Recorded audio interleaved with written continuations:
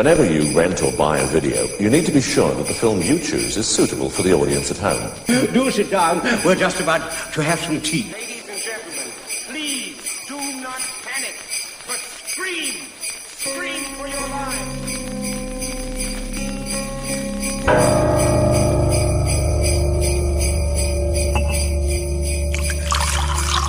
Hey weirdos, the kettle's boiled. Welcome to Tea for Terror, where we take a favourite horror film and dissect it over an ice cuppa. I'm your host, Andrew Graves, and my guest today is spreading holiday fear this Christmas. Welcome, Dan Taylor. How you doing, mate? Ho, ho, ho. Let's get into some holiday horrors, Andrew. It's my stateside chum. From my buddy across the pond. How you doing, man? I'm all right. I'm all right. I'm all right. Have you been up to any exploitation business? Well, the one thing that I am doing right now, so I turn 60 next year. No, So really? yeah, I turn 60 next year. I got Jesus good genes, Christ. man. Fucking hell, Jesus. I'm 5 years younger and I look fucking 70. Yeah, so I'm doing a 60 for 60 little blog thing for the next for the year. So I'm doing one horror film from each year that I've been alive. So right now I've done Kill Baby Kill for 1966, Eye of the Devil from 1967 with David Niven, which I'd never seen. It was an interesting flick. And then I just did Night of the Living Dead the other night for 1968. And I will be doing The House That Screamed for Ah, 1969, which I haven't watched in a long time. And then 1970, gonna do Herschel Gordon Lewis's The Wizard of Gore. So people can check out the blog at eronline.blogspot.com to do that. And then, of course, there's The Hungover Gourmet, and we have a new issue coming out by the end of the year. So that pretty much mm. catches you up. That's what I've been doing. I think I did an article for Arrow a couple of years ago about the house that screamed. Oh, okay. Yeah, yeah. That's good. That's a good idea. It's great. I like that. Yeah, yeah, it was funny, like at first I was like, oh, I'm gonna watch stuff I've never seen before, but I realized, I want to watch some of the classics along the way that have kind of formed my horror upbringing. So like I wanted to do Night of the Living Dead, Jaws, Reanimator, things like that. But I'm trying to sprinkle stuff in that either I haven't seen before, like Eye of the Devil, or stuff I haven't seen in a long time, like The House That Screamed. Mm. Yeah, I mean, yeah, I have to say I try to um I'm surrounded by films and it's very tempting to just watch stuff I've seen before. So I try and force, not force, that's the wrong word, but I do try and discipline myself and watch things I haven't seen before as much as I can. So I'm Mhm. steadily, I was lucky enough, I got to contribute to a couple of BFI box sets on Ingmar Bergman. So I wrote about two or three of those films. And obviously I'd seen The Seventh Seal and the films I kind of talked about. But um, to be honest, I've barely sort of tapped into Bergman's back catalogue. So I've got kind of four Blu-ray box sets now, so I'm slowly working through those. And I have to say, they are, I mean, Bergman's like one of those people. It's like, oh yeah, you must like Bergman. It's very, pretentious tones and all that. But actually, he's fucking brilliant. I can't recommend those box sets enough. If you've got a few quid to blow on stuff at Christmas, get those box sets because they are amazing and so varied as well. I mean, I think people tend to harp on about this idea of him being the master of illustrating the pain and the torture of the human condition, but he's so much more than that. He does comedy and bits of slapstick and bits of horror and supernatural stuff. It's great. It's brilliant. Really, really fantastic. Well, So yeah. my daughter's a film studies major in college. She just finished her first semester. So she and I always like to kind of dive into stuff. So maybe we'll have to try some Bergman stuff over break. Yeah, I mean, yeah, I think like, everything really. So the sort of mid-career stuff is probably the stuff that most people are aware of, or gets the most kind of critical acclaim. But even like the earlier stuff is great as well. And the story he made a lot towards the end of his career, made a lot of kind of TV movie stuff, but that's really good as well. Mhm. Yeah, I can't recommend it enough. It's great. Yeah. Did he have anything to do with the movie we're talking about today? I can't remember. Or Bergman, yeah, yeah, I think so. Yeah, I think he oversaw this. I think this was, this was really this was what he had in mind before he did the Seventh Seal, Mhm. and he kind of went wrong and ended up doing the Seventh Seal. But really, this was what he was aiming at. Yeah, yeah, yeah, Yeah. yeah. So before before we get into this classic, um, yeah, I mean, I was lucky enough to get you last year to do the Christmas special. And what did we do last year? We did Don't Open Till Of Christmas. course, of course, yeah, of course we did. Fucking hell, yeah, yeah. So that was that's yeah, that's the cinematic equivalent. Like in this country, growing up in the 70s in this country, you know, Christmas. I always enjoyed Christmas as a kid, and obviously those Christmases as a kid were my favorite, obviously. But yeah, Christmas could be very cheap and tacky in this country, particularly if you're on a council estate. And but so yeah, don't open till Christmas is. If you've never seen it, kids, it's a very British. It's the most British sort of Christmas film you'll ever see. Um, it's kind of the cinematic equivalent of those really shitty, cheap Christmas cards we used to get that were so fucking badly made they couldn't even stand up. And also the cinematic equivalent of the cheapest, shittest wrapping play paper. We used to get like from the bargain shops. It'd be like, oh, you'd hold it up and you could see through it. It's just like Yeah, you can fucking see like through it, right? like the cheap toilet roll at a really cheap pub. Yeah, it's But it's a yeah, that's masterpiece. don't yeah, but you should watch it, definitely. So I know you told me about your slightly disturbing animatronic Dickensian Christmas you had. So are you planning on doing that this year, or have you already We done it? already did it actually. They so the store that it was in closed, and everybody was very concerned that this animatronic Dickens Village would not be operational this year. But they opened it up to the public, even though like the store itself is completely gutted. And the only thing they had is the Julie Andrews light show, which is like the tackiest thing you've ever seen. It's this 1960s animation, and every song sounds like Good King Wenceslas. The Julie And Andrews Light Show. yeah, Julie Andrews I light show. just wanted to make sure I heard that Yeah, properly. yeah, it is Does awesome. Julie Andrews require a light show? I- so she narrates this light show, and it's they do Rudolph and Frosty, and a little kind of like there's a little story, and it's all these kind of janky lights, and everybody loves it. It's like 15 minutes long, and everybody stands there and oohs and ahs because they've been doing it their entire life. And then we went into like you said, the animatronic Dickensian nightmare of Dickens Village. And it's to the point where so my daughter is 18 and we've been going like every year since she was 3 years old. So she and I know the whole script by heart. So we're walking through and we're both going, oh, spirit, spirit, no, no, I will change. I must. So, and then at the very end, the Father Christmas figure looks like Mick Foley, the professional wrestler. So I always enjoy that part because it's like I'm like, oh, there's mankind.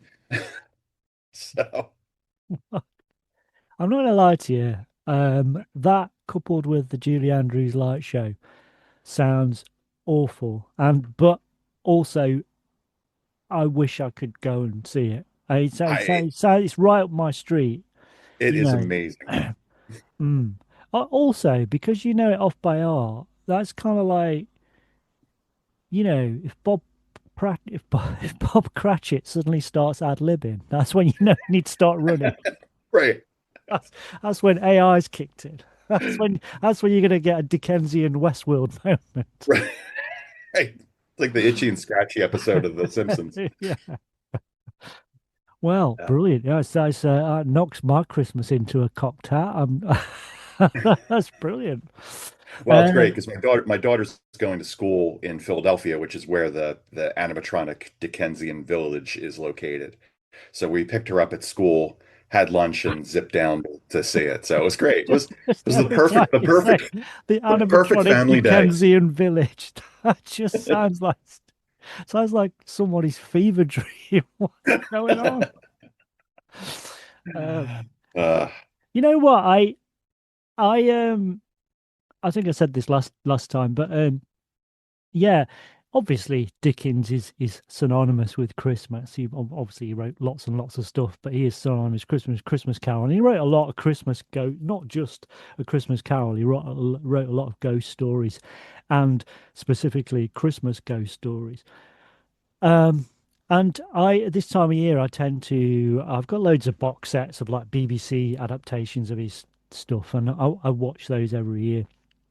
And I love, like the sort of David Lean version of Great Expectations and stuff like that. Yeah, it's great. I had to say though, the stories are great, but in terms of his kind of 19th century prose, I really struggle with it sometimes. It's better to watch the adaptations a lot of the time because it's just like, fucking hell, get on with it, Mr. Dickens. Come on. Fucking 15 paragraphs to tell you someone's took their hat off.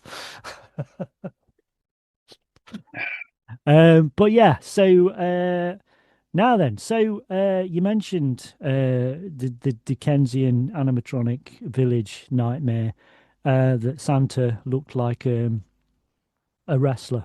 So that leads us nicely, really, to it to really this does. to our chosen film, which is Santa's Sleigh from 2005, directed by David Steinman. Grandpa, I want the truth about Christmas. If it's the truth you want, then it's the scary truth you're gonna have. According to the Book of Claus, Santa, Satan's only son, lost a bet and was forced to spread Christmas cheer. But now, all bets are off. Santa? Yes, there is a Santa Claus.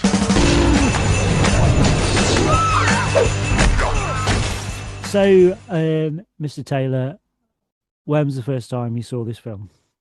So I got this. It would have been 2005 when it came out on video, and you know that was a time, and I don't think people realize this because we're spoiled now. There's killer Santa movies coming out left and right.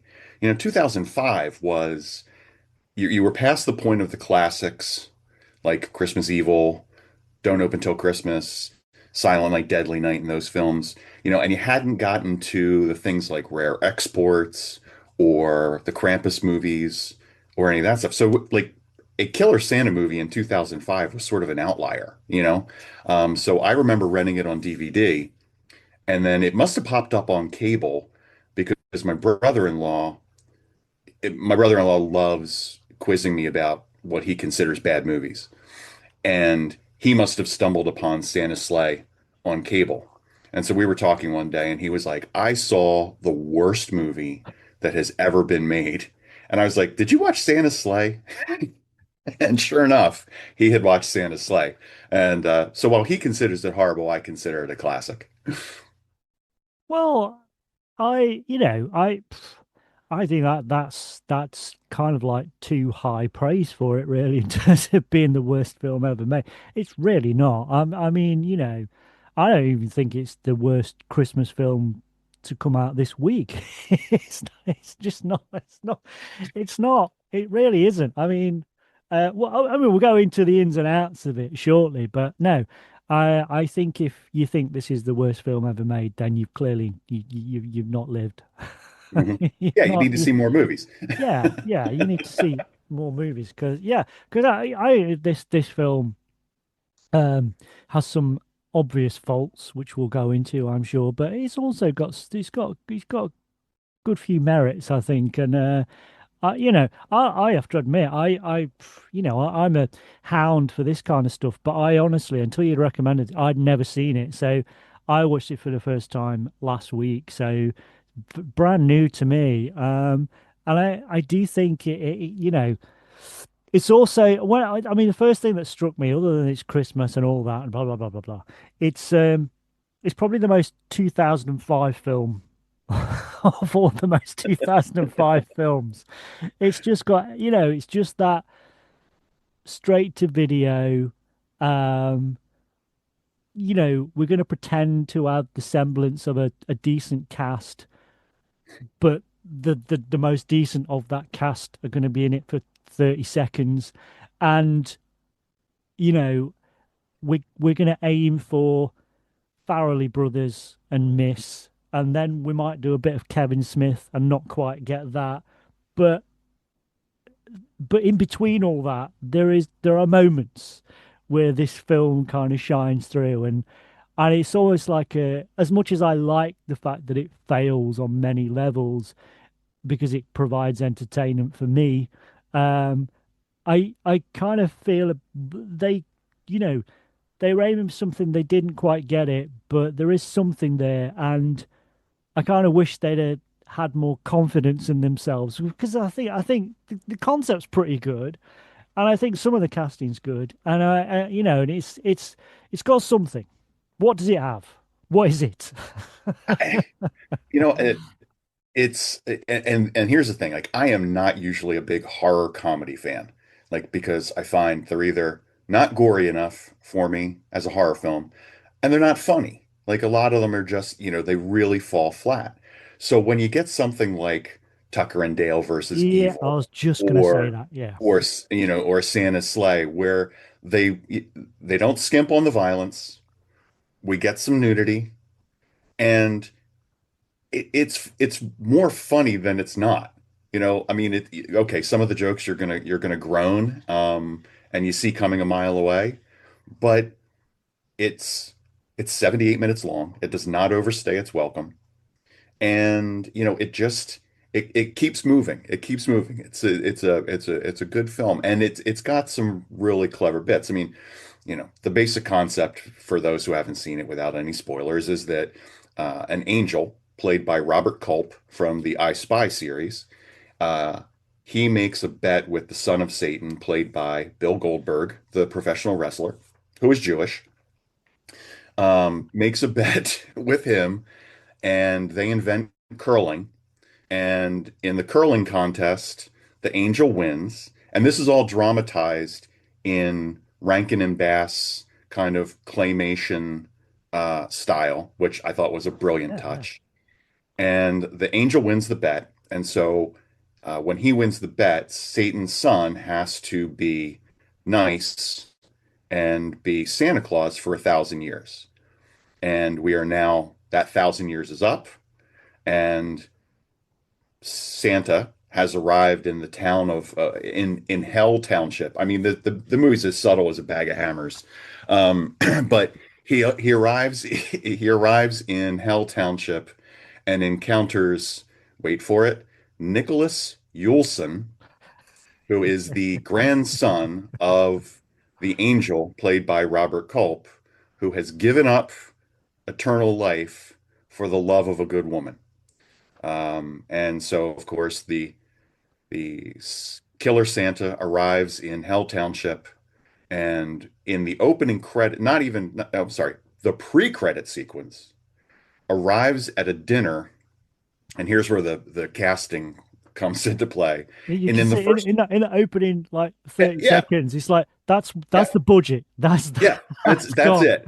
That's it. I made my wife and daughter watch the opening sequence the other night just because like I think they got tired of me talking about it. And so they were like, all right, let's humor dad and watch this 4 minutes and we could be done with it. So I was like, I'm not going to make you watch anything other than this 4 minutes, in which we have Fran Drescher, Chris Kattan, Rebecca Gayheart, and wait for it, James Caan.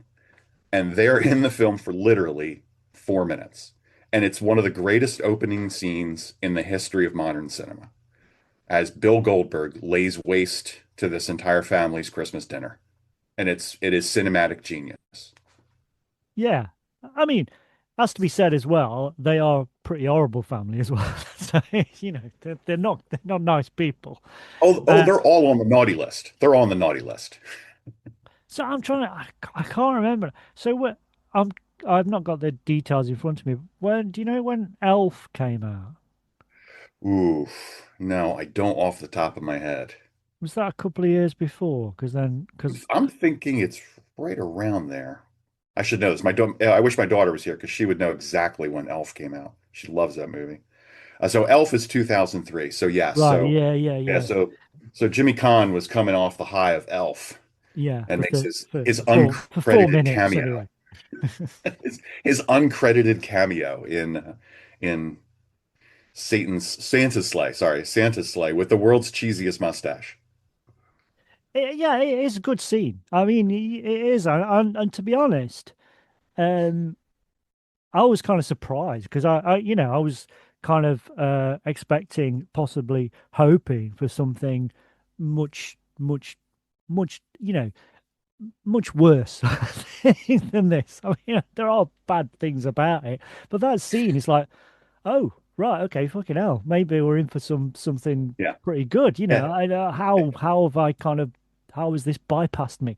Because yeah, it's a great opening scene, and I think it does. I think a lot of the gags land. And a lot of the kind of deaths and are kind of funny and kind of witty as well. I think where it kind of fails on some levels, I think Douglas Smith, who plays Nicholas Yulson, the most unsubtly named character in the entire run of Christmas films ever. Um, yeah, I think that he's got a lot on his shoulders. I'm not. I mean, I know. I think he's still kind of acting in things now, and I think he's had a fairly Oh, decent career. yeah. But I don't think he's particularly great, and possibly that's to do with the script. I think it's like, um, at its best, it does kind of lean, as I said, into that kind of Kevin Smith kind of era. It's not quite as good as that, but it kind of leans towards that Farrelly Brothers kind of sick comedy type thing.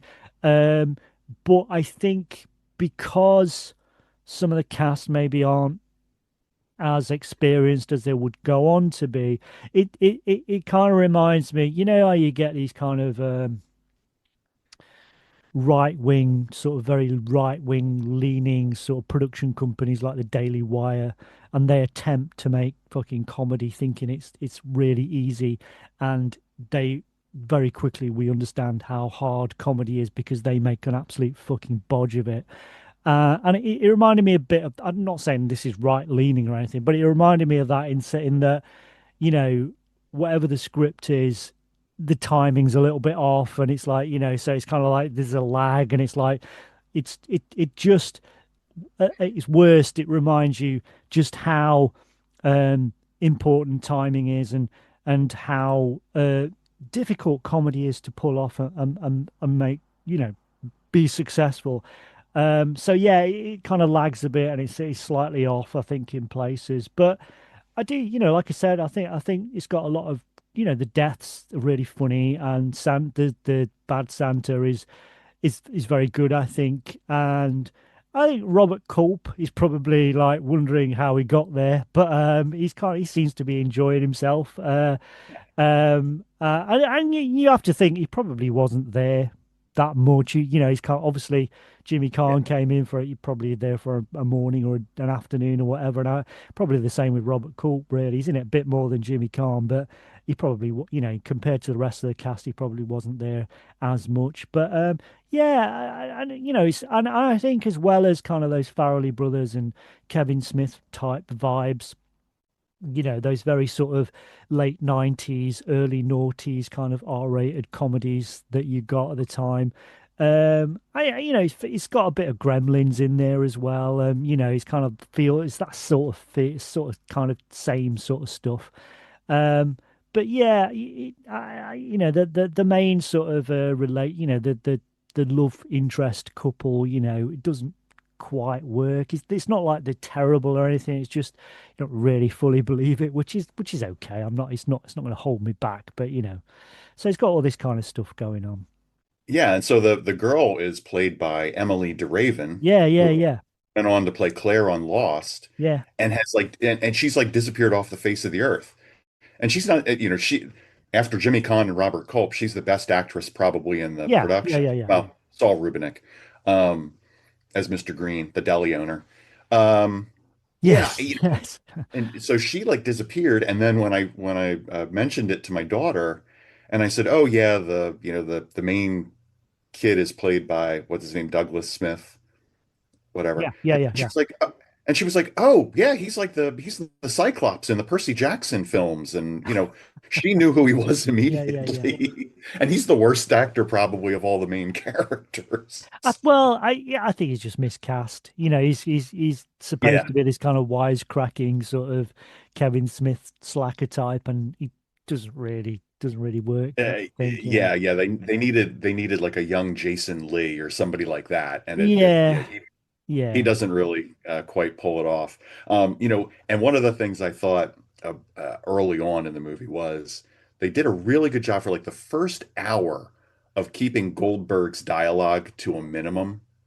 And the second they make him say like more than one line, it becomes problematic because it's just, oh, he can't deliver this dialogue. It's just every line delivery is exactly the same. And the jokes, like you said, the jokes, kind of fall flat. But we also get Dave Thomas from SCTV, who appears as in one of my favorite parts. He's the money grubbing preacher who is also a devotee of the strip club called Gold Diggers. Yes. And my favorite scene is when he's doing the eulogy at the funeral and he's reading off the names of all the strippers. Yeah, yeah. And Test, there's stripper test, names as test, well. test tickler. Yeah. Yeah. I mean, Yes. I, that's kind of nice about the film. Yeah, I don't know if they did it by, intentionally, but in the same way, I mean, it's not as eloquently done, but in the same way with Gremlins, I mean, I rewatch Gremlins again as I tend to do this time of year because it's a great Christmas film, but it's just a great, I love Joe Dante. Mhm. And I think what Gremlins does, it never actually says this, but it's almost like the town where they are, it's basically Bedford Falls, isn't it? It's like that's essentially what they're referencing. Mhm. And this kind of feels like, this is more like Pottersville. This is the town. Everybody's a fucking arsehole in this. It's like it's this. She's got the girlfriend's father's like this gun. We don't really see him, but he's a gun-toting maniac. And then Right. and then you've got the obviously corrupt pastor with his strippers and his strip club and all that. It's kind of like what you know. I mean, essentially it's very, from what I understand, there's very little of Bedford Falls left in America. Most of it is Pottersville now. So, Yeah. obviously this is a few years before Trump and stuff, but it's kind of like, it feels like it's a decent reflection of what the hellhole that we're at now. Yeah, yeah, very much so. It's and we're talking about this cast and everything, and if you haven't seen the movie and you're sitting there listening to us talk about, it's not an A-list cast, but it's not a Z-list cast. No, It no, falls no. somewhere in between. And so basically this guy David Steinman, who directed the film, he was an assistant to Brett Ratner. So I can only imagine that Brett Ratner pulled all the strings, to get the Fran Dreschers and Chris Kattan's and Jimmy Caans and Robert Culps of the world, to do this. In fact, at one point I was like, did Brett Ratner really direct this? And they just slapped David Steinman's name on it, but I could find no evidence that anyone felt that way because this guy has never done anything else. No, I know. And it's like, it's always slightly not suspicious because these things happen, but it's always a bit of a sort of giveaway when you immediately go onto Wikipedia or whatever and you go to this film and and normally there's, it's underlined in blue, but when, when it isn't, you think, ah, right, okay, this person's made absolutely no impact whatsoever. Um, so no, I don't know anything. Obviously, Brent Ratner produced it, so um, you know, whether he was kind of uh micromanaging him, I don't know. I don't know. But yeah, but I don't know. I mean, it's one of those projects that was probably thrown to someone who had very little experience because they could probably pay him fuck all, really, because they've already Right. Yeah. blown the budget on fucking Jim James Carr to turn up for the morning. Yeah, and whatever were left went to Robert Culp. Robert Culp, yeah, and I think he only made I think two or three more things after this. Like he passed away a few years later, but he's pretty spry in it, and he seems to be having a good time. So yeah, it's an enjoyable little film. Yeah, no, yeah, there a lot of stuff works, I think, as I said. But yeah, I mean, it's I mean, like I said, I mean, you mentioned that, someone had said that this was the worst film they'd ever seen. I mean, it is, it's definitely not. I mean, this isn't like kind of as much as I enjoy um Don't Open Till Christmas from a kind of perverse because of my twisted mind, and it's probably the most English film, Yeah, really really horribly English film that you could ever see. It's yeah. incredibly I mean, when you compare the two, I mean, Don't Open Till Christmas is borderline inept. Like the direction is terrible, the plot is ridiculous, the acting is, dinner theater level at some points. Santa's Sleigh, like it pulls off what it sets out to accomplish. It's a 78-minute horror comedy with a killer Santa played by a wrestler. And it checks pretty much all the boxes. My one complaint is that there's the scene at the gas station where Tiny Lister appears, the big hulking Yes, yes, yes, African American wrestler with the woogie eyes. yes. And I'm like, okay, so Tiny Lister and Goldberg are going to have a knockdown, drag out wrestling style fight, which never materializes. And I'm like, well, there's a missed opportunity. But other than that, I don't have many complaints about Santa's Sleigh. And block the chimney. 'Cause naughty or nice, Santa Claus is coming to town.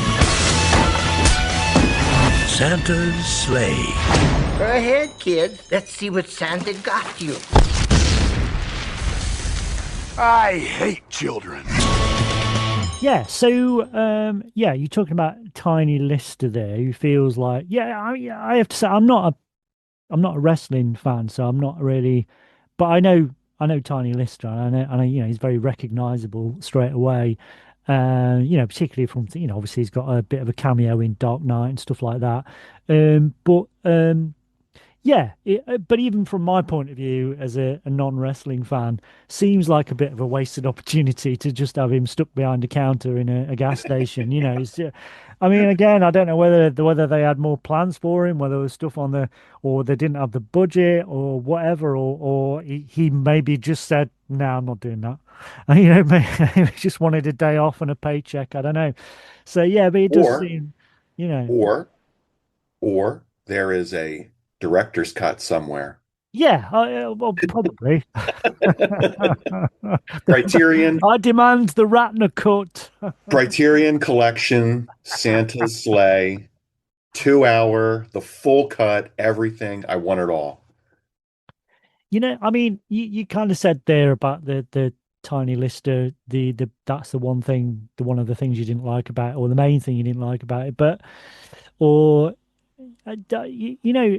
one of the problems for me is it's nothing to do with what happens in the film or the characters or the actors or anything like that. It's the title. It don't work. I'm not a member of the grammar police. I'm really not. But it just sticks at it. it doesn't work as either like a verbal or a visual thing. It's just stupid. Santa's sleigh ride would work because then, all that kind of Santa's sleigh, like you can't have Santa as in a sleigh belonging to Santa it just doesn't work. It's just, it would have taken about 10. I don't know. How has nobody spotted that? It doesn't work. Is it me Yeah, no, being pedantic? I don't know. It just doesn't work. it's one of those things where it's just they came up with it and they were like, yeah, we're going with that. Like, you know, or would you green light a movie called Santa Slay? Sure, here's $50,000. While we're on the topic of horror movies, have you ever seen Santa Claus made by John Russo from Night of the Living Dead fame? So I'm assuming that's Santa Claws. Claus, Claws. You were Yeah, yeah. correct. Because I have not. okay. Should I Uh, see it? no. It sounds like something I should own, but I Wow, haven't. it is yes I should probably send that one to my brother-in-law because he's the one who thought Santa Slay was the worst movie ever made. I guarantee that Santa Claus is worse. In fact, having seen them both, I know for a fact it's worse. Well, I mean, given, the nature of the story and the actual background of Santa, i.e., Satan himself in this. Either call it Santa's sleigh ride, that will work, or I immediately Googled this to see if someone else had done it, but Santa Satan. How Right, could anybody miss that? Santa Satan, come on. right. Or Satan Claus, Yeah, you yeah, know, exactly. right. Yeah, yeah, Yeah. Yes. yeah. There's definitely other possibilities, but Santa's sleigh is just it's not. I, I love that that's what sticks in your craw about. I'm British, I'm English. That's what I'm gonna moan all day about shit like that. I'm still fucking harping on about the weather after 55 years. Classic. Well, if we go on too much longer, the podcast will be longer than the film. Well, yeah, I mean, okay. Well, what if, as whoever your relative claimed that this was the worst film they'd ever seen? Okay, let's narrow it down a bit. Okay, but what is what's the worst Christmas film you've ever seen? What is it? Because I've not seen them all or hardly any of them really, but I would imagine that most Hallmark movies are much worse than this. Yeah, that's what I was going to say. In fact, I stumbled upon one the other night because my daughter and I have like a sick fascination with those Hallmark movies. And so I stumbled upon one the other night, and it's one of those things where I came into it like 10 minutes in. So then I spent the next hour trying to piece together the relationship that was established in the first 10 minutes and figure out what was supposed to be the possible attraction between these two people. And like you said, they're so cookie cutter, but this one was about it was a couple and they were childhood sweethearts and they got married and they had created this kind of like, I'm trying to lifestyle brand, like a lifestyle brand. And she had created a division that made Christmas ornaments and stuff like that. But all he really wanted to do was raise cranberries and farm cranberries. And so he had a cranberry bog and he was like trying to he was going to have a cranberry bog experience where people could like camp by the cranberry bog. It was really, I could not figure out what was going on. Now, on the other hand, I will say that there are a couple of those Christmas Hallmark movies that like I legitimately love. There's one called Christmas Detour, and it's with Candace Cameron Bure, who's like a conservative whack job.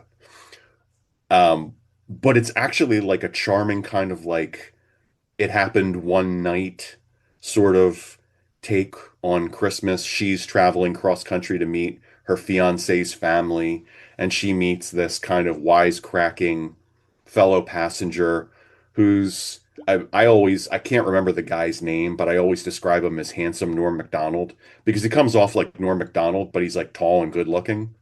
So Christmas Detour is one that I actually can recommend. But yeah, those are mostly garbage, and we watch them for um, the the comic relief, the comic factor. Well, I mean, you can always. The thing is, like your cable channels, your digital channels and stuff. Now, because obviously, I grew up in the 70s and 80s where we had like for years we had three channels. That was it, Yeah, right. Yeah, and then four in like 1982, and then five, and then now it's kind of exploded. Digital channels just go on forever, and I kind of love and hate the fact that you know, as soon as you get, not even till November, like October, you'll be getting these fucking digital channels pop up. The Christmas channel from October, and they've just got nothing but wall to wall fucking shit. yeah, It's yeah. just absolute shit. It's Well, something, my even if my even if you were like fucking whacked out of your face on Christmas Day, you could not find anything entertaining about this fucking shit. well, there's one that my wife and daughter and I cannot wait to watch. So I don't know if you're familiar with Christmas in Connecticut with Barbara Stanwyck. No, I'm not. No. Okay, so No. Christmas with in Connecticut. So Barbara Stanwyck plays like a cookbook author, but she really doesn't have any cooking experience. And this like I think like like a TV show wants to come and do a segment on her, and wacky hijinks ensue. And it's like a 1940s Yeah, yeah, charming, I love Barbara Stanwyck. I'm a big Barbara Stanwyck fan. yeah, yeah, yeah, yeah. But there is a remake of it starring Diane Cannon, Chris Christopherson, and Tony Curtis. Here's the best part, directed by Arnold Schwarzenegger. Right. So when you say remake, so we're talking like 90s, noughties. Yeah, it's like it's a Yeah. So we're it, talking sort of. it was made for cable in like the 1990s. It's I mean hell, Tony Curtis is still in it, so Yeah, yeah. Well, we're you know, definitely talking a two paid up, clearly mad Tony right. Curtis. Yes. Yes, that is correct. The funny thing was that I mentioned it to one of my buddies, and he said that he distinctly remembered the ads playing nonstop during wrestling shows on the cable channel TNT because that's where it aired. Like it was a made for cable movie that Arnold directed. So yeah, that's on our list for the holidays. You know what, though, in terms of like, I'm not going to say these are like the worst films ever made or anything, but in terms of like those, because obviously there are, a good long list of what people would um espouse as being like Christmas classics now, and there's a couple of them I take a real dislike to. One of them is I mean, don't worry, kids. I'm not about to say It's a Wonderful Life. It's a Wonderful Life is an incredible film and always will be. I'm going to see it at the cinema on Monday, actually. So, no, the two of the films that stick in my craw a bit are the 1970 version of Scrooge with Albert Finney. And I love Albert Finney, but God, I cannot be arsed with that film. It just goes on and it's just fucking everybody claims to love it at Christmas. It's like, okay, name me one song from that film. Nobody says it. It's because you can't, because the songs are so fucking dog shit. That's why it's not a very good film. I understood you loved it as a kid, but it's just not very good. And the other one is, of course, now I used to I used to drink quite a lot, and I don't drink now. I'm not drunk any alcohol for about 6 years now. So there were many things I watched at Christmas, particularly on Christmas Eve when I was a bit pissed. And so I kind of grew to thinking I really like these films. And Love Actually was one of those films. And I used to watch that usually like quite late on Christmas Eve when I was absolutely K-eyed. And so I just thought, I love that film. And then I watched it once when I was sober, and it's just like, fucking hell, this film is terrible. It really is terrible. I And it's haven't like, seen it since the theater. That's one I never needed to revisit that. I mean, I know a lot of films don't date well. I'm not necessarily gonna hit it out with a stick over that because a lot of films don't date well that I still like, but there's something just repellent about that film. There's something it really it has no respect for women whatsoever. It is just a really fucking weird film. So, speaking of It's a Wonderful Life, are you familiar with the American television remake? No. It's Well, called yeah, I mean, it doesn't surprise me. And Right. It's called I think it's called A Night to Remember or It Happened One Night, something like that. But it stars it's a they do a gender swap. So it's Marlo Thomas, who was Danny Thomas's daughter, and she was famous in America for playing that girl on TV. She was kind of America's sweetheart. yeah, yeah, yeah. She plays the George Bailey character. And then the Mary character is played by Wayne Rogers, Trapper John from the MASH TV show. So he plays the Mary character, and then Mr. Potter is played by Orson Welles. Would that interest you? Well, possibly, it's weird. It's odd you should say that actually, because this morning I was just scrolling through YouTube on my phone looking for something to listen to while I was in the kitchen, and I came across Christmas Carol, and it was the 1938 Orson Welles presents kind of recording Mhm. with Okay. Lionel Barrymore. So it's kind of like, the Yeah, yeah. obviously the It's a Wonderful Life connection there. But it's like, yeah, so yeah, I mean, I did see this, oh God, it's quite long, it's about 20 years ago now, but I saw because another film, it's not a Christmas film per se, but it's a film I tend to watch at Christmas, is again Jimmy Stewart connection. Is Harvey, I love Harvey, it's one of my favorite films. But I did see about 20 years ago, they, I think they've done a few, but they did a American TV movie remake of that. And it had Leslie Nielsen in. I can't remember Oh, who else wow. was in it now. So Okay. I was all right, but Uh, it's one of those things where I'm not saying you shouldn't do it because the original's always going to be there. But when you're watching it, you're thinking, I could be watching the original as well. original. Yeah. I mean, obviously, the film was based on a successful play, which went on for a Mhm. number of years. Right.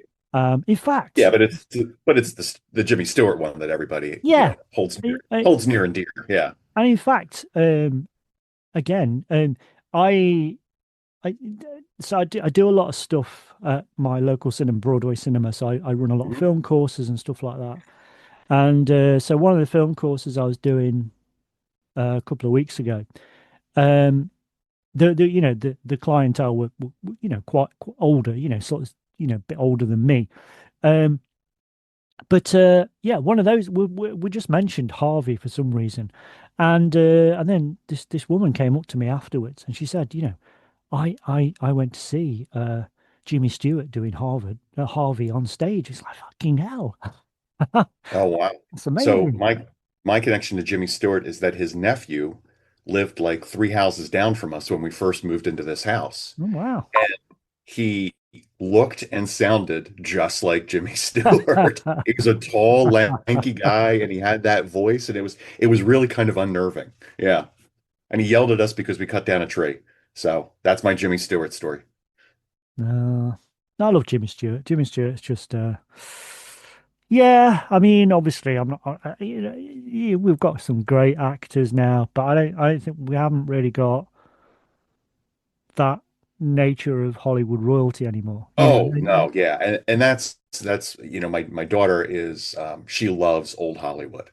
So, we have these discussions about, the studio system Yeah, and, how these people would crank out these movies. yeah. And, and that's you had real stars like Jimmy Stewart. She loves Cary Grant. It just yeah, they don't make them like that anymore. Olivia de Havilland and Barbara Stanwyck and Henry Fonda. These were giants. And I was lucky enough to have a mother who loved movies. So when I was growing up, the first thing, she would do when the Sunday paper came was she would take the little TV guide that came with the paper and she would go through and circle stuff for me to watch.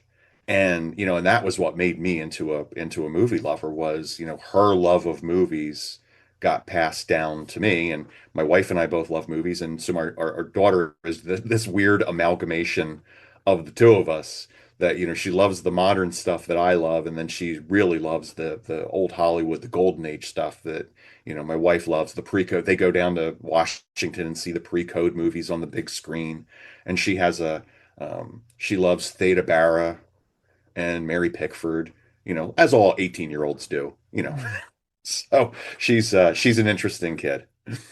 Nice, good.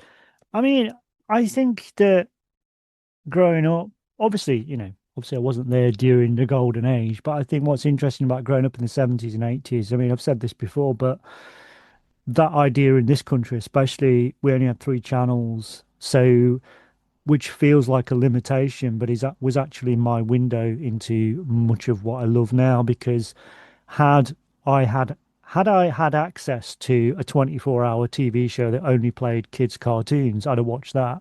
And my cinematic education would have been zero. But because I Yeah. didn't, I was able to access or sit down and watch these films because there was little else to do. If it's raining outside, what are you going to do? So it's kind of you sit down in front of these black and white films. It's like, well, what's this moment? Oh, it's Marilyn Monroe. All this kind of stuff. Also, coupled that, we had like the sort of biggest prime time chat show we had in the 70s and 80s was this thing called Michael Parkinson. And so he would go out like late on a Saturday night, but everybody used to watch it. And it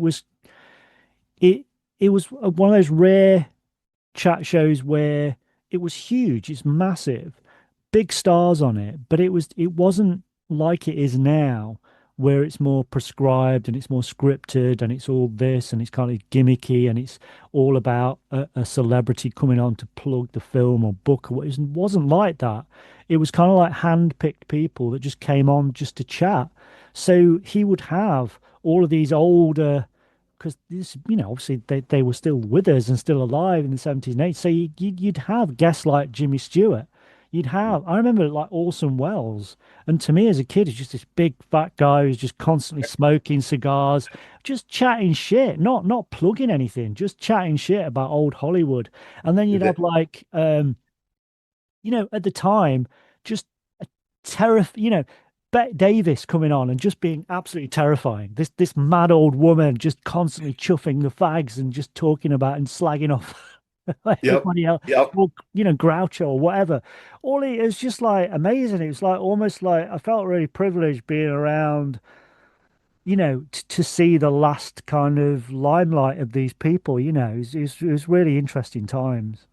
Oh yeah. I mean, I grew up watching, so in the States here we had like Mike Douglas and Dick Cavett and Merv Griffin. And speaking of Orson Welles, there is a great clip. I think you can find it on YouTube. My daughter and I have watched it over and over. And it's Orson Welles, Oliver Reed, who is promoting Dr. Jekyll and Mr. Hype, and Charo, the and so as you can imagine, the conversation between, and Oliver Reed, it's one of his lucid appearances. Like, so he must have been in one of his periods of sobriety. So it's Orson Welles and Oliver Reed basically talking about movie making and the movies that they made. And there was some connection, I believe, I don't know, there's some connection between the two. And so they just kind of like go off and have this conversation between the two of them that has nothing to do with anything else that's going on. And then every once in a while they'll cut to Charo, sitting on the couch looking at them quizzically.